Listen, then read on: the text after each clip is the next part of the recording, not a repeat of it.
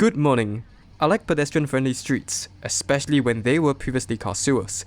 I think about them, I draw them, and with the power of AI, generate street transformation images for fun. But I really want to find out, what would it be like to experience walking down a street like it's my grandfather's road? Singapore used to have car-free days on Sundays, and they were a blast. Unfortunately, the last one was held in 2019, 2 years before I started this YouTube channel. I miss them, and so do others.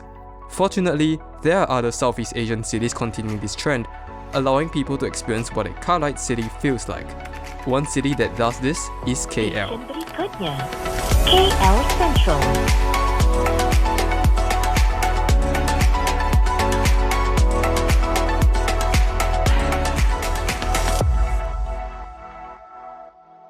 KL Car Free Morning is a weekly event organised by DBKL, the local city hall, where people get the opportunity to walk and cycle on roads in the city, free from the hazards of motor traffic.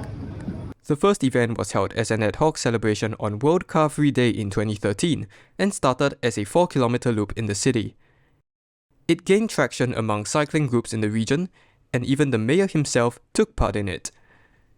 With the support of the local government, it became a monthly event in 2014 that took place on the first Sunday of each month, titled Go Green Car Free Morning.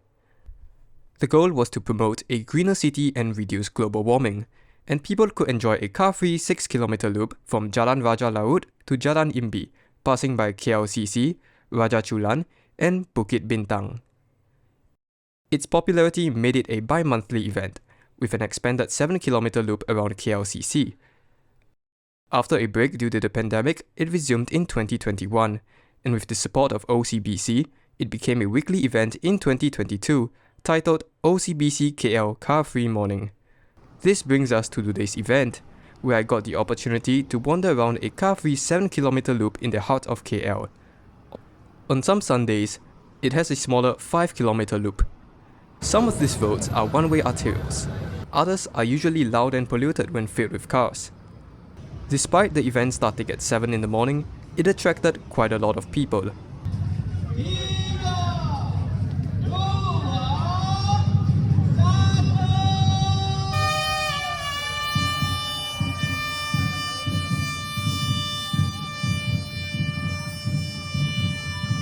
The event commenced with a flag-off, accompanied with live music provided by the DBKL Brass Band.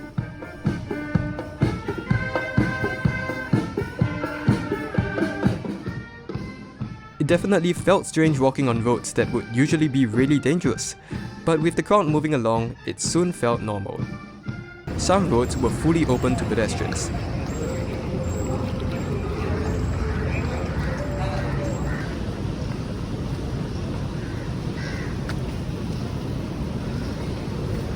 Others were partially open, with 1 or 2 lanes left for cars.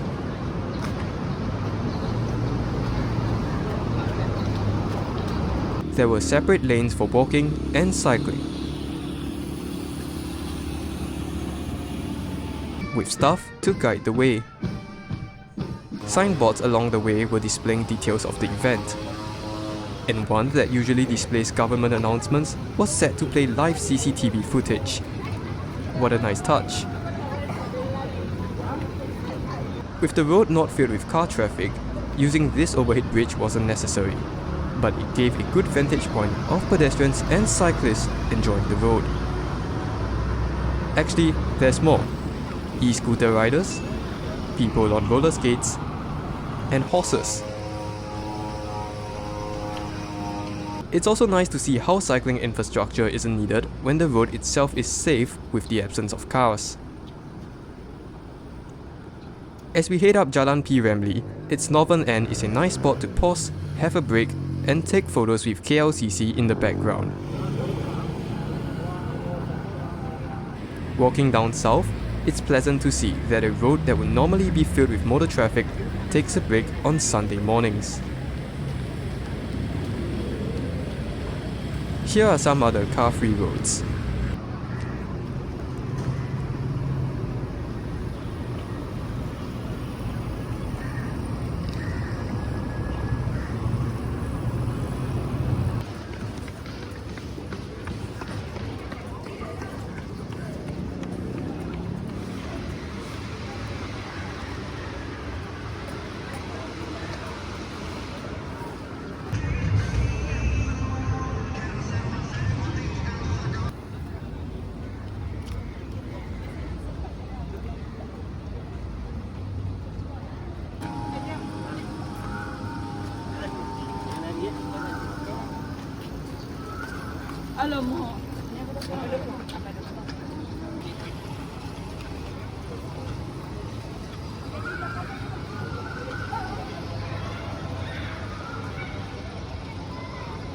Of course, what's more impactful than just clips of car-free roads is the transformation before and during car-free morning.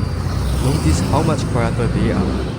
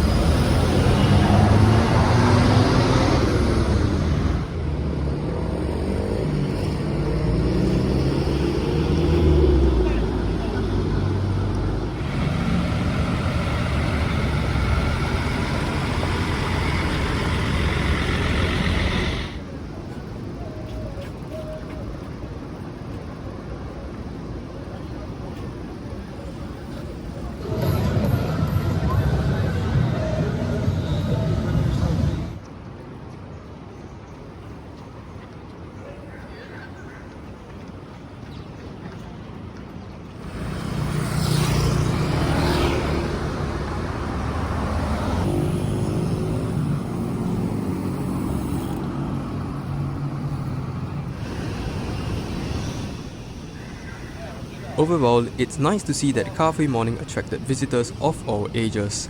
There were people participating for sports, and there were people cycling in everyday clothing. As I walked around the city streets, I wondered, is KL a car light city? Unfortunately, no. The modal share of motorized private transport stands at 69%. That's almost the opposite of where I'm from. But KL shows that even in a city where most of its residents use private transport, it is possible to set aside time for walking, cycling, and community. Some things I wish could be around are perhaps mini food carts for people to grab a bite while walking, because many stores were closed in the early morning. But having not experienced car-free Sundays in a long time, KL's car-free morning had been nothing short of spectacular. If you have the opportunity to experience a car-free day in your city, I encourage you to participate in it. Or, if your city doesn't have one like mine, write to local politicians and tell them that you wish to enjoy the sights and sounds of car-free roads. Because what's better than viewing Photoshop images and this video on YouTube is experiencing the joy and freedom that car-free roads can bring in person, even if it's just for 2 hours a week. Thank you for watching, and special thanks to my supporters on Patreon for allowing me to enjoy a good cup of teh kurang manis in a back lane.